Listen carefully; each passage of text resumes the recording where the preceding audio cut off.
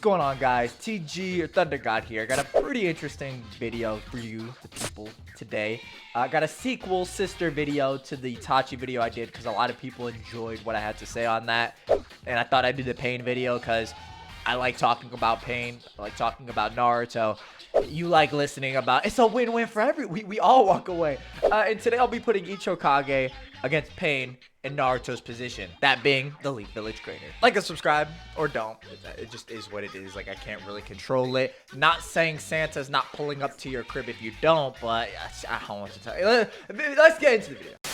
So starting off, let's, we kind of know how these videos go. We're going to start talking about Pain for a second. Among the top 4 in the Akatsuki, right under Kakashi, he's pretty brolic. Most people citing the editorial statement with him being quoted as the strongest man in the Akatsuki, which some people actually try to flip that narrative onto Itachi because the next chapter shows Itachi pursuing Naruto, and the editorial statement is like the strongest man in the Akatsuki for like pursues the Nine Tails or Naruto. But it doesn't work. These are like two different narratives happening at the same time. But it is pretty funny to think about the infamous leader of the Akatsuki that the strongest members listen to. There's a lot of good statements like this. Even Conan regards Pain as just invincible, generally speaking, even when like the Akatsuki are in the picture. A big issue with Pain that I see people try and use to like scale him is to use like Obito's like diction and like how he perceives Pain and Itachi versus one another. Now, I'm not saying this is like Pain versus Itachi or that's the point of the video or anything like that, but because he refers to Pain as his underling, or Pain listens to Madara or Obito at this point,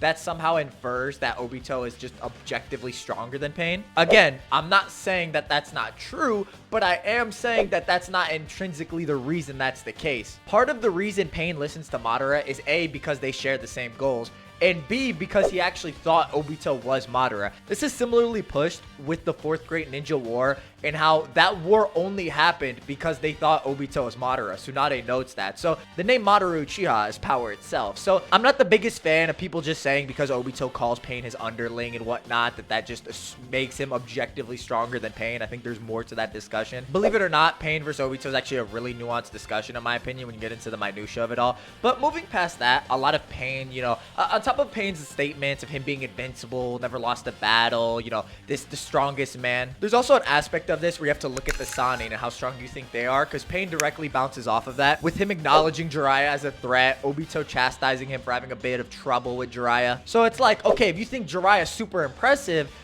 higher end of the 5 Kage due to the Sannin's lore, that arguably being their base forms, which is when the statements of the Sannin in relation to the 5 Kage or Hiruzen are made, it just makes Pain look that much more impressive. Or if you don't really think Jiraiya is that impressive in Sage Mode, it also just doesn't make Pain as impressive. If you want my interpretation, I'm on the former half with like the Sannin being at the upper end of the 5 Kage. I think they're very impressive. And this directly bounces off of Sage Mode Naruto, who is on the same level as 5 Kage Summit Sasuke. Regardless of your interpretations, both characters and both of their data books acknowledge that they both think they need more power to beat the other. So any arguments that Naruto's looking at fatigued Sasuke and saying he needs the Nine Tails power does not work, because in a similar sense, you would have that would imply that Sasuke is looking at base Naruto and thinks he needs an EMS. Obviously his eyes were overused, but that was even just kind of like timing lining up. Even when Obito asked him, why do you want Itachi's eyes? He literally says to take down Naruto. So if you kind of go off Pain being a superior to this Sage Mode Naruto as well, it would also paint him very well compared to like the rest of the Shinobi world and the 5 Kage Summit itself. I'm of the opinion that Pain isn't really surpassed. Pain and Itachi and Obito aren't really surpassed by anybody in the 5 Kage Summit. They're more so just war art characters. This being more consistent when you look at maybe some of Obito's statements about Pain, how he never even figured that Pain losing was like a possibility at all. So there's a lot to Pain, obviously dependent on where you view a lot of characters. But I'll say this, if you go off like the Sage Mode Naruto stuff, Sage Mode Naruto being in a similar tier to Jiraiya, but arguably stronger, at least in my opinion. But again, it shouldn't be like by a huge difference, marginally speaking. It would just make Pain very impressive. This also in line with Hiruzen. His reputation being greater than 5 Kage. A lot of people have heard these arguments before, but I think there is a lot to dice in for Pain. It's just a lot of like where you have him deals into like this micro stuff. I mean, this is literally the same guy who was tackling a 5th of the Shinobi Alliance by himself. And this also does cut into the Sage Mode Naruto fight, because that fight is one of the most misinterpreted fights, in my opinion, that I've seen in all of Naruto, and how people fundamentally don't understand a lot of factors surrounding that fight. You have a couple interpretations, right? The first one, and this is the one I go with, is that Pain is, by some unquantifiable measure, fatigued because he's been using up a ton of chakra fighting the Elite Village. And we know using more and more chakra gradually fatigues you, right? So this just wouldn't be full power Pain. A byproduct of this is the Pain's abilities recovering slowly, or the other paths recovering slowly as well. So that's my interpretation. The other interpretation is that you just don't think Pain is like fatigued at all, and that the paths are just taking longer to recover, and that doesn't mean Pain's like weaker. If you're under either interpretation, that's entirely fine.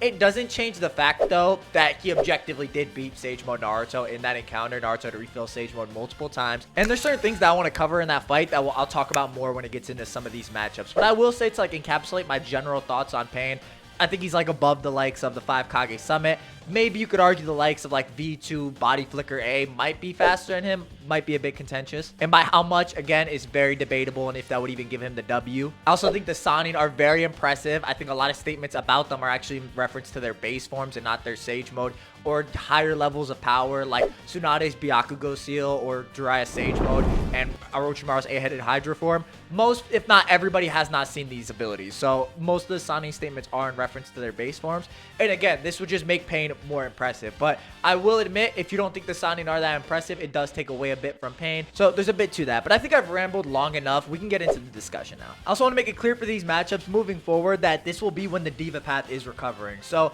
if you want to look at these two videos that I'm doing, I'm essentially putting the Hokage up against like the nerf versions of Pain and Itachi that Naruto and Sasuke fought. Starting off with Tsunade, I'm gonna be honest, Pain comes in very confidently from like a lore perspective, from a stat perspective. Tsunade should be on par or a rival to base Jiraiya. That's very clear. The Sannin are on par with one another. If you think her Byakugo Seal, which isn't amp, is on the same level as Sage Mode Jiraiya's, or of a relative amp, then she just gets destroyed here. I don't think people quite understand how much farther above Sage Mode Jiraiya Pain was. He is literally handling Sage Mode Jiraiya while in a smoke bomb and blinded, and he's able to like parry all of his moves. Like, it's never an issue for him. Jiraiya also admitting that against 3 paths of Pain, that he just would have died if he sat there. Like, there was nothing he could do. And this is implying that the Byakugo Seal puts Tsunade on Jiraiya's level. Like, even if they have a comparable stat increase, she gains a lot less from that power-up because she doesn't gain 2 additional fighters in the form of Ma and Pa and the jutsu and sensory capabilities that they exhibit, along with the amplified Sage Art jutsu that Jiraiya exhibits. So, for Tsunade, it would just be like, okay, she hits harder, she has regen, and she's faster. That's pretty much what she would gain from that. Some people have tried to argue, and I saw this before in the Itachi video, which is why I have to bring it up, that Byakugo Tsunade scales above the likes of Light and Raikage. The level of disingenuous this is just crazy. The line of reasoning doesn't work because it implies that the statement that Madara says about Tsunade being slower than the Raikage is in reference to the Lightened Raikage, which just isn't true. Madara does not see like the Lightning Cloak Lightened Raikage until after this point. Onoki just makes the Raikage fly, so he's clearly judging regular Raikage with his Lightning Cloak. So Tsunade is obviously not as fast as the Raikage. Let's just stop that right there. And any arguments about her blitzing Madara do not work because Madara A let that happen and is letting the Kage get away with so much in that fight, which does put into question a lot of the feats they do exhibit. So let's just start off by saying Tsunade is not faster than the Raikage, so she's not speed blitzing any of the paths. The paths of Pain are also shown to be very comparable to Naruto in combat speed in close quarters. They're able to like throw hands at like relative moments. The main like anti-feat I see people bring up is the Diva path, like throwing hands with base Naruto. Base Naruto actually isn't that weak at this point. You know, he's kind of getting to that Kakashi tier, and that kind of moves above that from the previous arc. But B, the reason this doesn't work is because Pain's just keeping up with Naruto. Naruto goes into Sage Mode, and we already saw a weaker path like kind of react to Naruto in Sage Mode, and then Pain's still able to block the Sage Mode kick with the enhanced speed amp. And this is the Diva path with like rejuvenating chakra supplies that may not have enough chakra due to him not being able to use his abilities. Another interpretation is that Nagato actually forced the Diva path into combat, which he really didn't want to do because he put it in the back of his formation to allow the Naraka path to revive some of the other paths of Pain. So you could actually argue that he did this on purpose and did kind of allow this stalling scenario to happen for the express purpose of reviving other paths. Regardless, it just is outlandish to say that Pain in Diva path is base Naruto level, especially when you also see him just reacting to the likes of Six Tails Naruto. It's just it doesn't work for a multitude of reasons. And the reason this is essential because obviously this is Tsunade's main win con is getting close. You could also couple this with Shikaku's statement of Naruto being in an entirely different tier than anybody else in the Leaf now that he's entered Sage Mode, possibly implying he's above Tsunade. So it's like you have Sage Mode Jiraiya, kind of retreating because he can't take on 3 paths of pain. And then you got Tsunade, who's got to take on 5 with like Diva Path as support. It's like there's a lot here, and this isn't even discussing how she doesn't have answers for most of the Pain's abilities, like the jutsu that's set on the replicating dog to make it replicate. She has no way to permanently put that down unless, you know, she takes down the animal path and like jutsu caster. She could summon Katsuyu, but again, I want you to realize that Naruto summoned 2 other frog toads relative to Gamabunta are on the same level to fight the animal path summoning along with Ma and Pa. So it's like you kind of have to ask yourself, is Katsuyu's acid gonna really be taking down all these summons? Or let me put it like this too, imagine if Pain goes in the chameleon that can only be sensed by Ma and Pa. Tsunade's gonna have no way of sensing that, so that's also a potential issue. You kind of have to argue that she just rushes down and starts beating them up, which again is gonna be very difficult, especially if she does get grabbed in that encounter. Then she's just gonna have all her chakra sealed. It's gonna be pretty disastrous for her. Pain can even play long range and have the Diva Path just sit in a bird while Tsunade's like kind of fighting until it recovers, and then just Bancho Tenin into like Asura Path.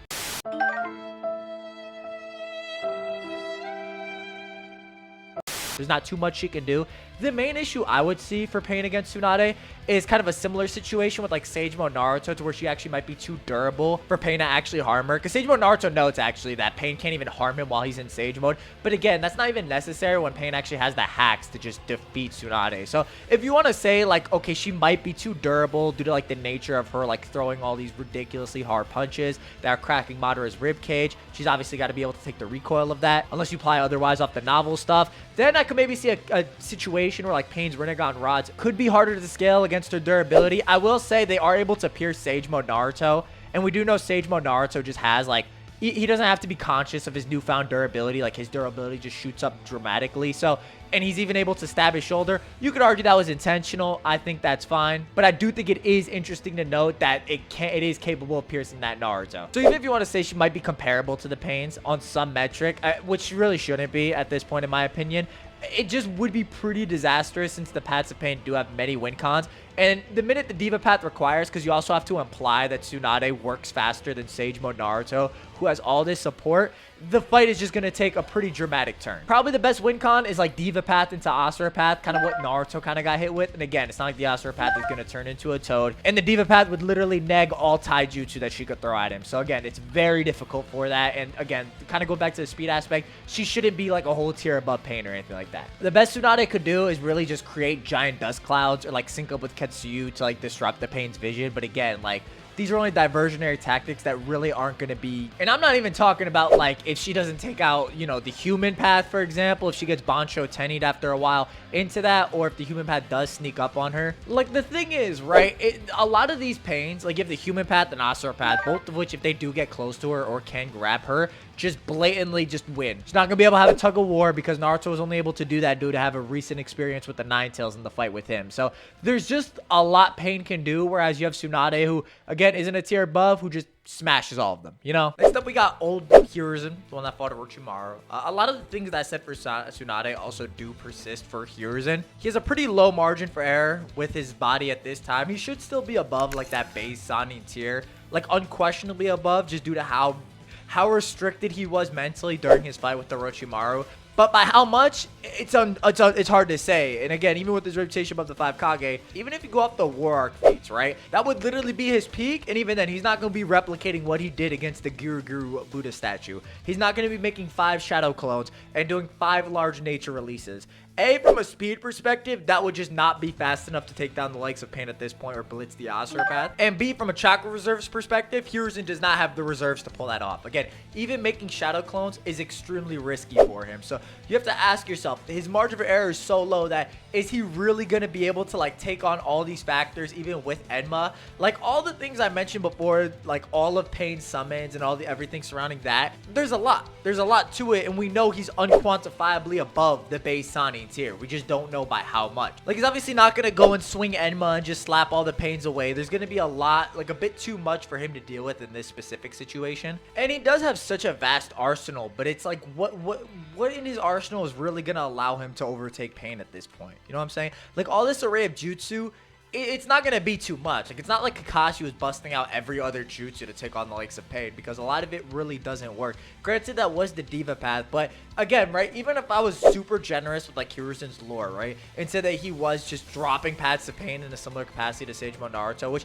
again, I'm not saying he's that far off. Stat-wise, he's not that far off. It's more so the question of can his chakra reserves keep pace with that level of combat. His stamina, he does have it. He's having that tug of war with the Orochimaru for an hour, or his whole fight lasting an hour with the Orochimaru. So he is able to go the distance, obviously, at least when he's like willing to. But again, right, he's not going to be able to just take on the Rinnegan rods. If he's getting pierced by the grass longsword, then he's definitely getting pierced by the Rinnegan rods. If you want to take the anime, they're piercing version 2 hides like Utakata's. Maybe you can look at the Sage Mode Naruto example. Or if you think Sage Mode Jiraiya is very durable, they're getting pierced by it too. So there's a lot of questions to that. And I also want to bring up the point that, and this is something I'm going to explore a bit more later on, the paths of pain are notoriously durable. Like, Sage Mode Naruto kind of makes it seem like they're not, aside from the diva path. But if you really look at, for example, the Asura path is just taking multiple Raikiri from Kakashi, getting a fist slammed on him by Choza, surviving all of that. Even in the anime, right? Like, the human path that's stuck with Jiraiya in the Toad stomach literally tanks a Rasengan. People like to quote Konohamaru taking down the Naraka path. He didn't take it down. He knocked it out or incapacitated it, because Naraka path had to revive the other paths, and when it's revived, it has no external damage. So that Rasengan didn't take it down, just knocked it out. So is Hiruzen's jutsu potency like that strong as well to where it could just take down the paths of pain? I know some people have brought up the fact that when the Preta path is catching the Rasengan, his face is literally bathing in the Odama Rasengan. But, you know, if you look after that, it's more so implied that he just creates a barrier that absorbs the jutsu. He's not really just, like, having the Rasengan on him. But I will say, even he is just, like, chilling in toad oil when it's, like, spilled out below him. So there's a lot to Pain. And again, I don't think Hiruzen's actually that far off from Pain. Ironically, like the lore, they kind of share a lot of lore similarities. It's just more so, like, he does not have the chakra reserves. He doesn't have the stamina to go the distance. He doesn't have answers for a lot of Pain's hacks or abilities at this point. One of the better win cons is just straight up Reaper Death Seal. But even then, I'm of the opinion it would just seal the chakra that's within that path of Pain. It wouldn't just go right back to Nagato. And that would obviously take time, which is something Hiruzen does not have. Like, even if he makes like 3 shadow clones and grabs 3 of the paths of Pain, kind of similar to what he did against Orochimaru, there's still multiple other paths of Pain inbound, and he's not going to have the time to really do that, and he's not going to have Orochimaru sitting back kind of letting this happen. So for all these factors, it's just a very difficult fight for Hiruzen that I just cannot see. I think he does better in some respects than Tsunade, but I also think he does worse in some other respects than Tsunade. And again, this isn't even accounting for like the diva path coming back into play, which just does pretty much end the fight.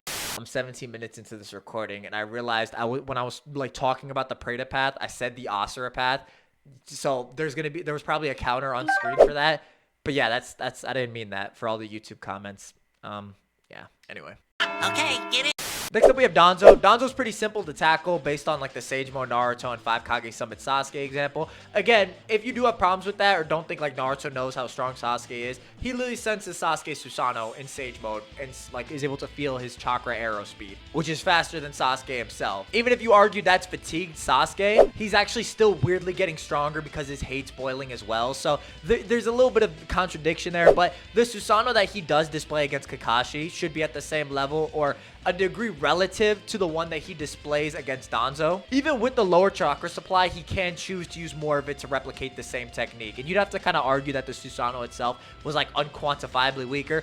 There's a lot to it. So Danzo from a stat perspective should not be anything Pain like has any trouble dealing with. The main thing is Danzo's respawns, that while they really can't be sensed, the fact that Pain's going to have all these summons on the battlefield and shared vision is just going to make it that Danzo's like 10 minutes of respawning aren't really that crazy. Like, Pain really isn't going to be getting snuck up on that much. He's going to have vision all over the battlefield. It's a pretty wide open space as well, so there's nowhere really for Danzo to hide or anything like that. Danzo summoned the Baku, got folded by a fireball. So let's stop right there and just talk about how Danzo doesn't have answers like Animal Path and everything dealing with that. None of Danzo's jutsu should be so fast that the Asura path can't just jump in and absorb it. If the Diva path recovers, I mean, that's it, because Danzo's not really going to be able to take advantage of the 5-second variable. Unless you argue he intercepts like the Diva path after his respawn immediately into an attack, in which case I could maybe see it. But again, even Sasuke is able to kind of react to these surprise attacks. So Danzo really doesn't have anything in his arsenal to just like make him win at this point. Like, there's going to be all this stuff happening. happening,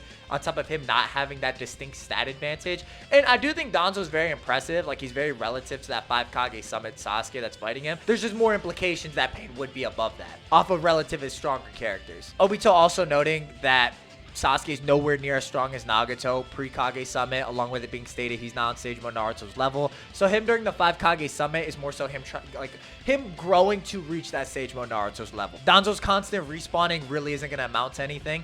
It's really just, you know, Kodo, Matsukami, do you think it's going to work? Do you think it's as potent? Some people go off the left-right eye theory, which, like, the left and right eye have, like, distinct, like, potency differences, with the right eye that Itachi actually has being much more potent than the left one that Danzo has access to, which may put into question that it may not work on Pain. That's kind of its own subsection if Genjutsu would really work on Pain. And before anybody brings up Frog Song, it's literally touted the most powerful Genjutsu that comes from ancient time. You could even imply, like, it might even reach back to, like, the 6 Pats era if you go off Gamamaru, that's like the giant toad sage, and his relationship with Hagoromo and like the anime displaying of Hagoromo, Hamura, and Kaguya. So there's a lot to that.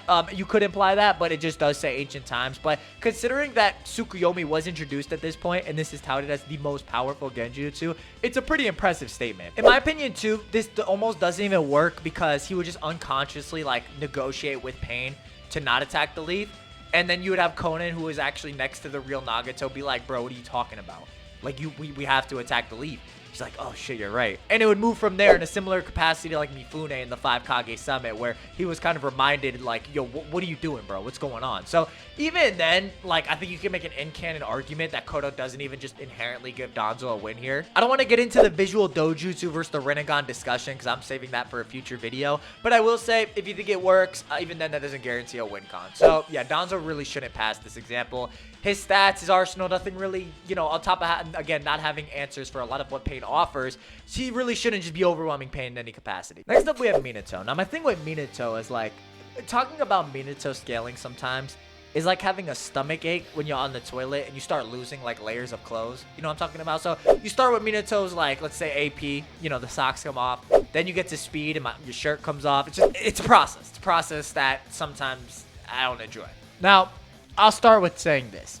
If you think Minato is like this sub-Sage Mode level fighter, you know, you take the statement of Naruto surpassing his predecessors at face value, don't apply any critical thinking to it.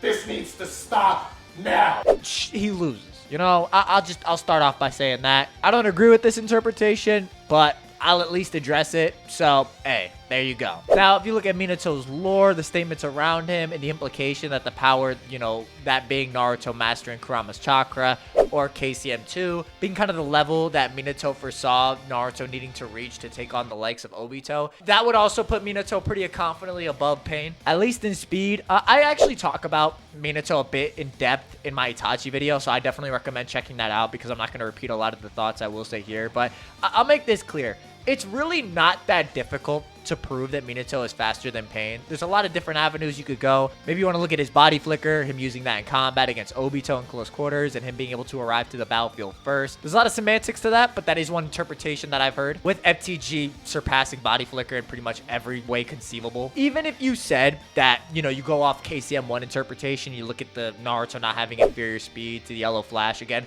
I talk about this a bit in my Itachi video.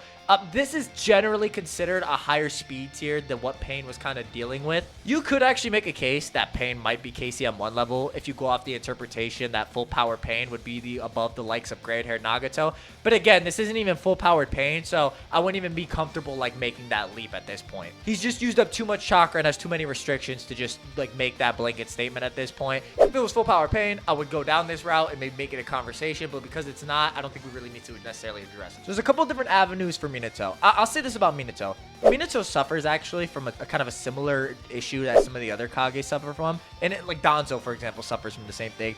And that, is he strong enough to actually destroy these paths of Pain? I talked about this on my Itachi video. I'll throw it up again. The statement with Minato having power that rivals the Rasen Shuriken is a blatant mistranslation.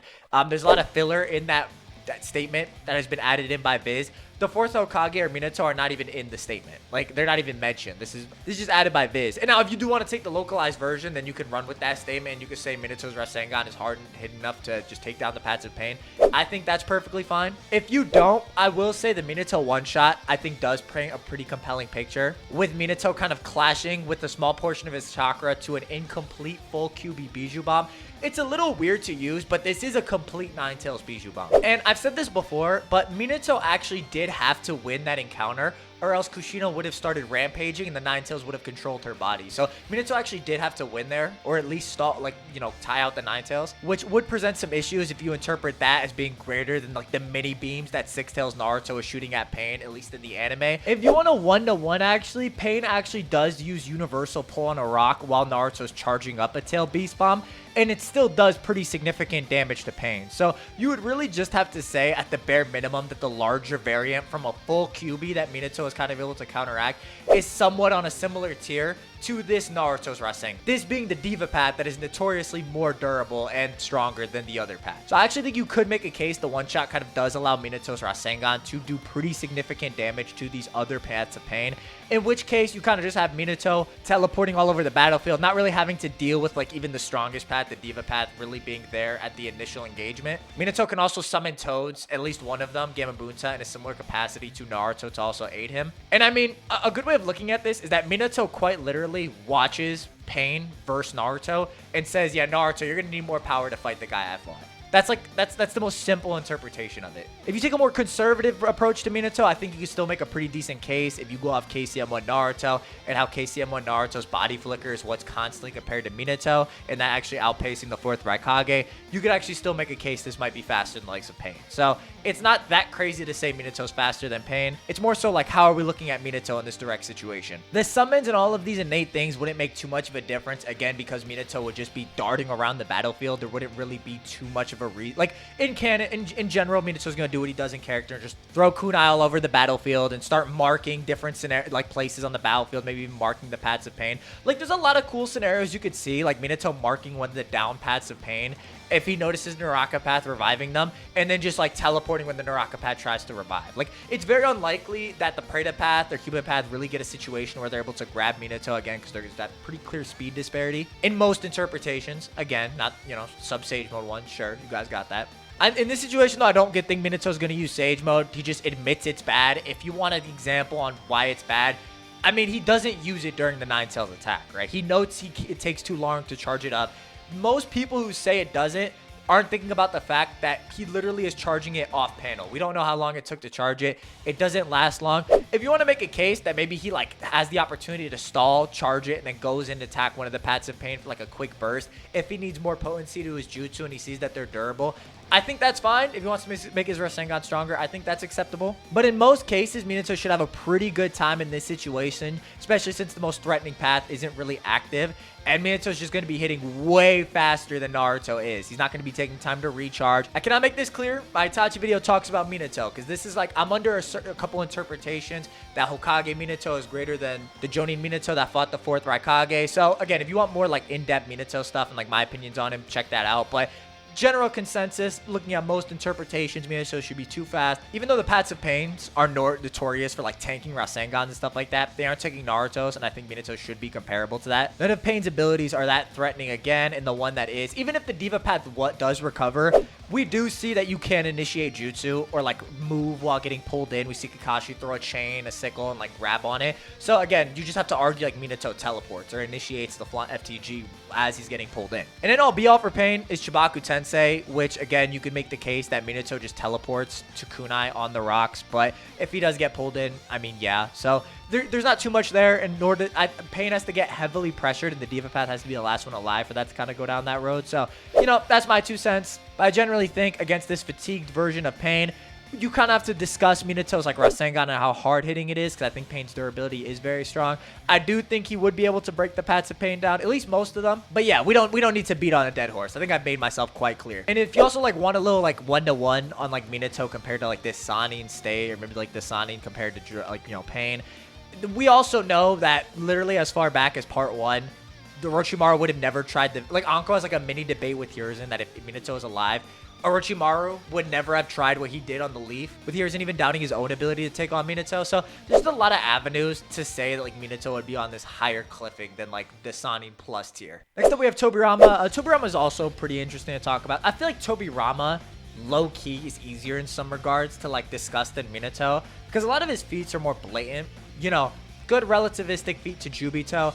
Even if you argue that, you know, because he places a mark on Obito as he's getting ran through, but even if you argue that Obito's power is fluctuating, I would still take that fluctuating Obito over pain, especially this fatigued pain. Like, Obito still does have a dramatic speed increase, so it is pretty significant. In which case, there's a lot of interesting stuff Tobirama could do, because again, I do think he has that speed edge present. You could definitely do a lot of large-scale water style, since Tobirama is known for like making large-scale tsunamis and just making the paths of pain fight him underwater, or pulling like what he does against Hiruzen, where like dragging some underwater to like choke them out or do something cool like that. You can definitely perform a Kisame and definitely change the terrain to his advantage and stuff like that. Now, I'm actually gonna like hold Tana Paper Bombs off for 1 second because I think that's a separate point. But I think Tobirama kind of suffers from the same discussion that some of the other Kage suffer from with, does his water style hit hard enough to just start severing through these paths of pain?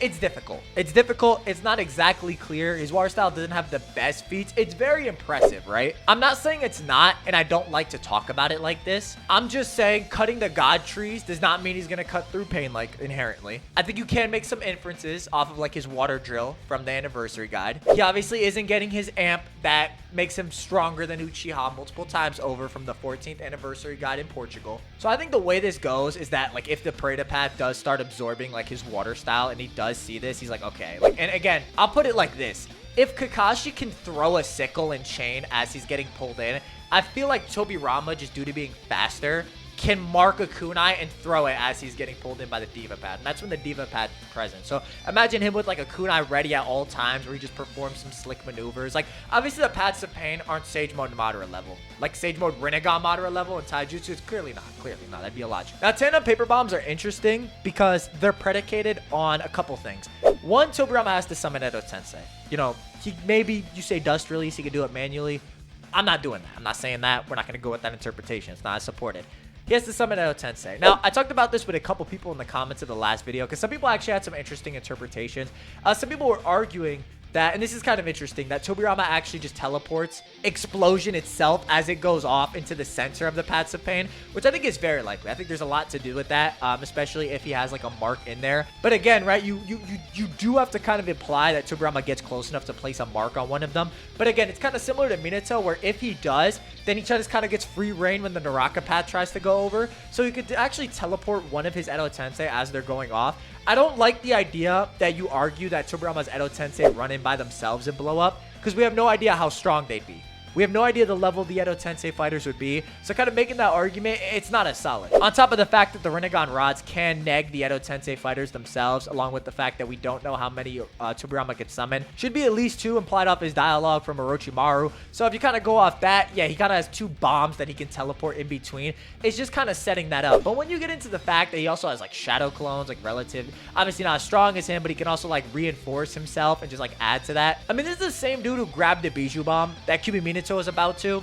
and teleported it back to Obito. Now, there is some things with Kyuubi Minato that's a pretty like dicey topic that I don't want to get into, but he just is a war arc fighter that's fighting in the pain arc. That's the kind of best way I can describe it. I definitely think if you want to argue for Tobirama, Tandem Paper Bombs is the way to go. His water style is a bit more questionable unless you argue he picks off, like, maybe take some of the lore applications from some of like the statements made about his water style. But yeah, he should generally be too fast, and you mix in teleportation, it's just like Minato all over again.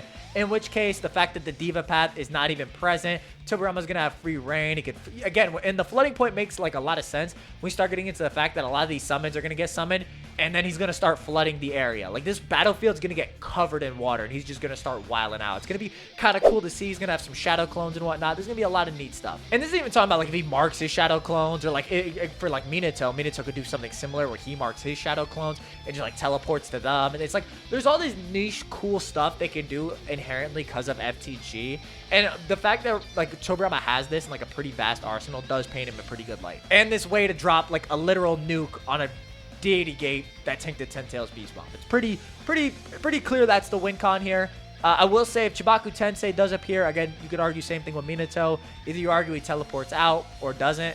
Or just like sends in Edo Tensei in and tries to nuke the Chibaku Tensei as it comes up with like a tandem paper bomb. It's kind of funny. It's kind of interesting to talk about. But again, I think Tobirama does very well in this encounter. I think he does take out Pain before like the Diva Path gets to that recovering state. Or if he does, he'll just be having a good time, generally speaking. This dude, simply put, is just not really getting grabbed. Next up, we have Naruto and Hashirama, like Hokage, Naruto, Hashirama. I'm going to put him in the same category because it's obviously a stomp. We don't got to sit here. We don't got to discuss it. There's not too much to it. Next up, we have Hokage Kakashi. Now, this is entirely predicated if you think the novels are canon. If you don't, then you kind of have to go off the Boruto anime, which isn't even canon to the Boruto manga, so it's like, it's its own thing. When I say not canon to the Boruto manga, I'm saying there's certain content in the Boruto anime that's not in the manga, which makes it anime canon only. If you go off the novelization, Kakashi would be stated to be magnitude stronger, which if you go like on the definition of magnitude is like tens of times. Or, you know, his chakra supply being magnitudes higher than what it was in the war.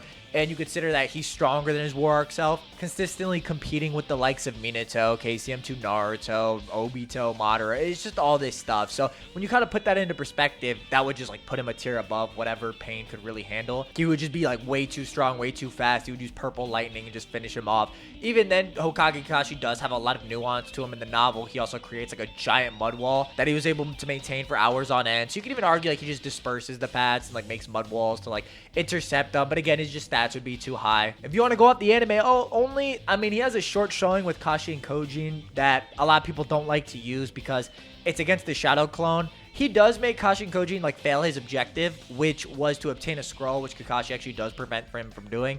You can maybe imply that Kakashi's strong enough to where like fighting him wouldn't cause an incident, but again, it could be argued there's not enough here to draw like permanent conclusions to how strong Kakashi is. So this is mainly like novel stuff. If you're wondering why I say this is because the person who wrote the novels, and it is one individual, noted that the Naruto manga is like the most primary canon and that the novels are just like side stories and whatnot. Whereas the people who do take the novels canon note that it's on the official Naruto timeline, which Shueisha also published, and they do have a say on like what's canon. So it's kind of like take whatever you will if you want to take the novels or not. I'm just pointing it out there. If you want to take novel Hokage Kakashi, then sure. If not, I mean, I don't really know what else to tell you. There's not really much to go off of. Pretty simple in that regard. Next up, we have Shikamaru as Hokage. Now, here's the thing with Shikamaru. He's really weird because, again, I kind of have to use some novelization stuff. But if you want to go up the Boruto manga, he has pretty superior speed due to his shadow possession speed and binding, being able to bind Momoshiki and Kinshiki. But the problem is that he actually just wouldn't be able to kill the Paths of Pain or permanently put him down.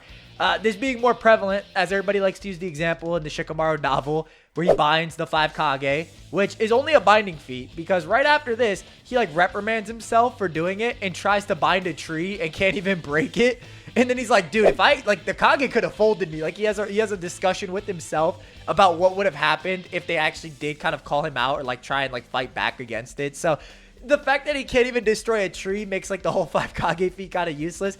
And this would also mean that he just wouldn't be able to permanently put down the Paths of Pain. From a stat perspective, he has some stuff. Like, he dodges one of Delta's kicks and stuff like that. It's just, like, his Shadow Possession, which is literally his only way of fighting, or, like, main way, doesn't have enough like strength to just like permanently kill the Paths of Pain, again, which are notoriously durable. If you want to argue novels, you also got to argue tree level Shikamaru. Just, I'm being honest. So that's the video. Hopefully you guys enjoyed. It's a little shorter than the Itachi one. I apologize. I kind of skipped over some stuff because I just didn't want to repeat stuff. And I feel like Pain's a little simpler to talk about in some regards compared to Itachi. But let me know your guys' thoughts if you enjoyed the video. Why? If you disagree, agree why. Let me know down below, and I'll catch you next time. Bye-bye.